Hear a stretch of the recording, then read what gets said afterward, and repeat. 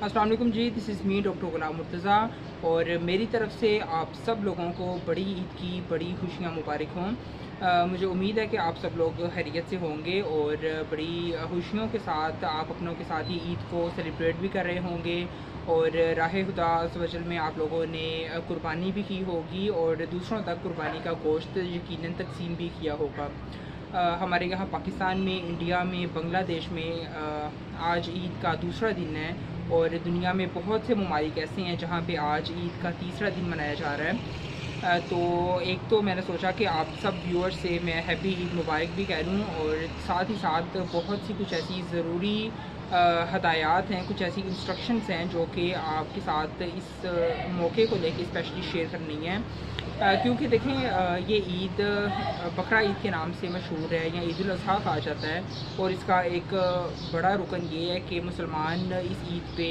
अल्लाह की राह में कुर्बानी करते हैं और हम लोग वो गोश्त खुद भी कंज्यूम करते हैं, खाते हैं, अपने रिश्तेदारों में, गरीबों में भी तकसीम कर रहे होते हैं। अब हमने इस जो कुर्बानी का गोश्त है उसे बड़ी एहतियात के साथ इस्तेमाल करना है, बड़ी एहतियात के साथ खाना होता है, एक एतदाल के साथ। और इसमें बहुत ज़्यादा भी हमने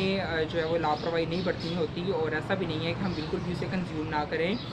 बल्कि कुछ ख़ास कंडीशंस के लिहाज से इसकी कुछ ख़ास करने की एहतियातें हैं जो कि मैं आज आपके साथ शेयर करूँगा। इसलिए रिक्वेस्ट यही है पहले भी हर बार की तरह कि आप इस वीडियो को एंड तक लाजमी देखिएगा, वीडियो को लाइक भी करें, सब्सक्राइब कर दें चैनल को और बेल आइकन को लाजमी प्रेस कर दीजिएगा ताकि आने वाली तमाम यूज़फुल वीडियोस आप तक ऑन टाइम पहुंच सकें। देखें नाज़रीन, जो हम कुर्बानी पे गोश्त इस्तेमाल करते हैं या खाते हैं, ये नो डाउट बहुत ही एक हेल्थी पार्ट है हमारी डेली डाइट का और इसमें बहुत ज़्यादा प्रोटीन्स होती हैं, ज़रूरी फाइबर्स होते हैं, बहुत से अमाइनो एसिड्स होते हैं और भी बहुत ज़्यादा ज़रूरी जो हमें चाहिए होती हैं चीज़ें अपनी डाइटरी नीड्स को पूरा करने के लिए, वो सब इसमें मौजूद होती हैं। लेकिन नाज़रीन, इसके बावजूद इसमें कुछ लोगों के लिए एहतियातें ज़रूर हैं,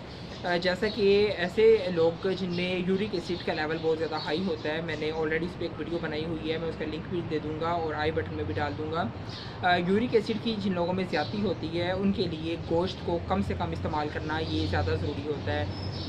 बाकी लोगों की बरक्स जिनमें गोश्त को ज़्यादा इस्तेमाल करना कभी कभी हमें पड़ता है, लेकिन यूरिक एसिड के मरीज़ों में गोश्त का कम से कम इस्तेमाल करना ये ज़रूरी है, क्योंकि जिनमें high level of uric acid पाया जाता है उनमें गैंठिया ऑफ कोर्स वो एक कंडीशन डेवलप हो जाती है। अब ये जो गैंठिया या आर्थराइटिस की कंडीशन है, ये प्रोटीन्स के साथ ज़्यादा वर्स हो रही होती है या ज़्यादा बिगड़ रही होती है। अब जो भी हम गोश्त को कंज्यूम करते हैं, खाते हैं, वो अल्टीमेटली हमारी बॉडी में जब जाता है तो प्रोटीन्स में और फिर सिंपल अमाइनो एसिड्स के अंदर टूटता है। अब ये प्रोटीन्स जिन चीज़ों से मिलके बनती है वो अल्टीमेटली यूरिक एसिड के लेवल को बढ़ा रहे होते हैं। अब जब यूरिक एसिड का लेवल ज़्यादा हो जाता है तो ऐसे लोगों में जोड़ों की दर्द,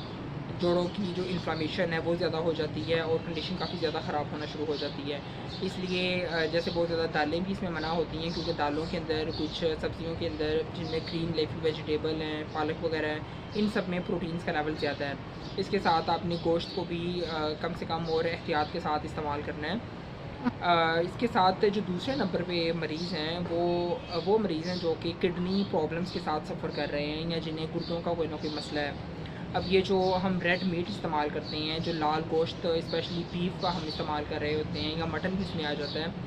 इनमें होता ये है कि ये जो गोश्त है ये हमें किडनी की प्रॉब्लम्स भी कोज़ करवा सकते हैं। क्रोनिक किडनी डिजीज़ के जो पेशेंट्स हैं वो ख़ास तौर पे बहुत ज़्यादा रिस्क पे होते हैं, उन्हें ये हार्ट की प्रॉब्लम्स इसकी वजह से हो सकती हैं। इसलिए जो किडनी के डिजीज़ के पेशेंट्स हैं उन्होंने भी ये रेड मीट का इस्तेमाल बड़े ही एहतियात से करना होता है। अब इसके अलावा जो एक और बड़ी एहतियात है वो नाज़रीन जो कि मेन है, मेरी वीडियो का फोकस है, वो ये कि आपने जब भी स्पेशली बीफ को कंज्यूम करना है या आपने जब भी बीफ खाना है तो आपने उसे बहुत अच्छी तरह कुक करके खाना है, बड़ी अच्छी तरह पकाना है। क्योंकि देखें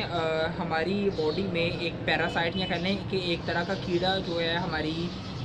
आंतों के अंदर पाया जाता है, जो कि अक्सर बीमारी की वजह बनता है जब भी हमारी वो बॉडी में आ जाए, उसे हम हुक वर्म कहते हैं। अब नाज़रीन, ये जो हुक वर्म है इसकी ज़िंदगी का एक बड़ा हिस्सा गाय के जिस्म के अंदर भी ये गुज़ारता है। यानी कि ये एक ऐसी साइकिल के तौर पे अपनी ज़िंदगी गुज़ार रहा होता है जिसमें गाय या बीफ भी मौजूद हैं और इंसानी जिस्म ये भी इसकी लाइफ साइकिल के अंदर मौजूद हैं। अब ये इंसानों से होता हुआ फीसिस के थ्रू बीफ में जाता है। जब वो ऐसा चारा इस्तेमाल करती हैं या ऐसे पानी से उनको जो है वो चारा दिया जाता है जो कि कंटामिनेटेड होता है, और फिर ये बीफ से दोबारा जब हम लोग गोश्त खाते हैं तो हमारे इंसानी जिस्म में आ जाते हैं और हमारी स्मॉल इंटेस्टाइन में जाके ये वहाँ पे बहुत ही ज़्यादा मसले कोस कर सकते हैं। वहाँ पे ये कहने के चिपक जाते हैं, इनकी हुक्स होती हैं छोटी छोटी, और जिसकी वजह से इन्हें हुक वर्म कहा जाता है, और फिर अल्टीमेटली ये वहाँ पे अल्सर कोस कर देती हैं या हमारे इंटरनल ब्लीडिंग होना शुरू हो जाती है। इसलिए आपने जब भी बीफ को पकाना है तो आपने बहुत ही अच्छी तरह तसल्ली करके उसे पकाना है। उसे आपने बिल्कुल कच्चा नहीं छोड़ना, क्योंकि ये जो पैरासाइट है ये बहुत ही बारीक अंडों की शक्ल में पाया जाता है गोश्त में, और ये जल्दी मरता नहीं है, बल्कि इसे ये बहुत ही ज़्यादा हाई फ्लेम पे जब पकाया जाता है या टेम्परेचर ज़्यादा दिया जाए, ओवर कुक किया जाए थोड़ा सा बीफ को, तब ये जाके वहाँ पे इंसिनरेट हो रहा होता है या मर रहा होता है। तो आपने एक तो इस चीज़ की बहुत ही ज़्यादा एहतियात करनी है। अब इसके साथ साथ क्योंकि देखें मौसम में भी तब्दीली आ रही है, हम एक चेंजिंग कंडीशन की तरफ जा रहे हैं, अब आगे सर्दियां शुरू हो रही हैं, तो ऐसे में बहुत ही कॉमन है कि लोगों के जो गला है वो ख़राब हो रही है, सोर थ्रोट की प्रॉब्लम हो रही है। अब बज़ाते खुद मैं भी इस चीज़ से सफ़र कर रहा हूँ और मैंने बहुत से इर्द गिर्द लोगों को भी देखा है जिनमें गला ख़राब होना ये आजकल बहुत ज़्यादा कॉमन हो गया है। अब इसमें क्योंकि हम लोग तरह तरह की डिशेस बना रहे होते हैं गोश्त के साथ, इसमें कबाब हैं या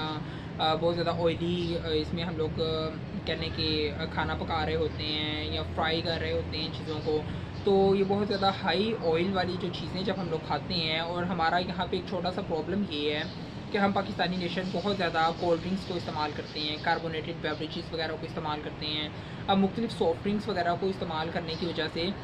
कंडीशन और ज़्यादा हमारे लिए नुकसानदा हो जाती है। एक तो कैलोरीज़ बहुत ज़्यादा हो जाती हैं जिसकी वजह से वेट गेन होना ये बहुत ज़्यादा कॉमन है। तो आप साथ साथ मॉडरेट एक्सरसाइज को भी लाजमी जारी रखें। एक्सरसाइज को आप बिल्कुल बंद ना करें, बल्कि आज के कल के दिनों में एक्सरसाइज को ज़्यादा कर दें, क्योंकि हम बहुत ही ज़्यादा हैवी कैलोरीज़ वाला गोश्त कंज्यूम कर रहे हैं, और इतना ज़्यादा हैवी कैलोरीज़ को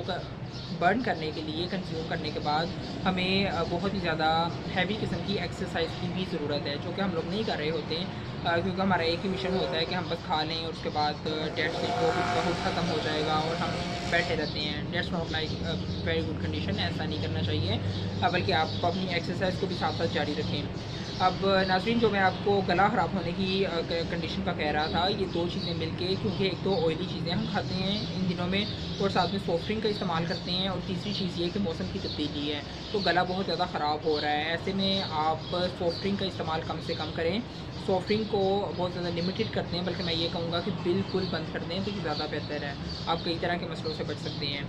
और साथ में आप हल्का नीम गर्म पानी लाजमी इस्तेमाल करें। अदरक का इस्तेमाल लाजमी करें, गोश्त जब भी आप खाएँ उसके साथ बड़ी अच्छी डाइजेशन हो जाती है, और जितने भी गैस्ट्रिक प्रॉब्लम्स होती हैं, गैस्ट्रिक अपसेट होना, डायरिया हो जाना, ये भी लिमिटेड हो जाता है, कम हो जाती हैं चीज़ें। अब नाज़रीन, आजकल आप देखेंगे कि आपके इर्द गिर्द बहुत से आपको लोग नज़र आएंगे जो कि ये शिकायत कर रहे होंगे कि हमें गैस्ट्रो की प्रॉब्लम हो गई है जी। अब ये गैस्ट्रो की प्रॉब्लम, ये हमें कितना नाम ये आजकल आम सुनने को मिल रहा है, और डॉक्टर्स के पास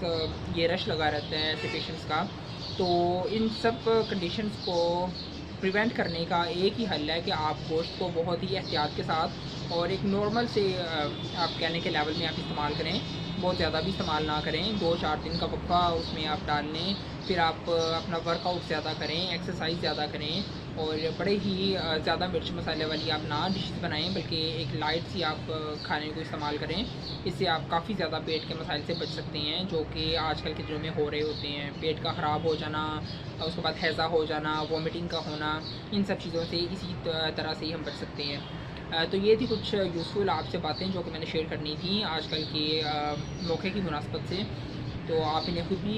लाजमी इन पे अमल पैरा होइएगा, और अपने रिलेटिव्स को, अपने डियर वंस के साथ भी इन्हें लाजमी शेयर करें, ताकि ज़्यादा से ज़्यादा लोग इन बातों से मुस्तफ़ीद हो सकें। दुआ में याद रखिएगा और खुश रहें, आबाद रहें, अपना बहुत सा ख्याल रखिएगा। अल्लाह हाफ़िज़।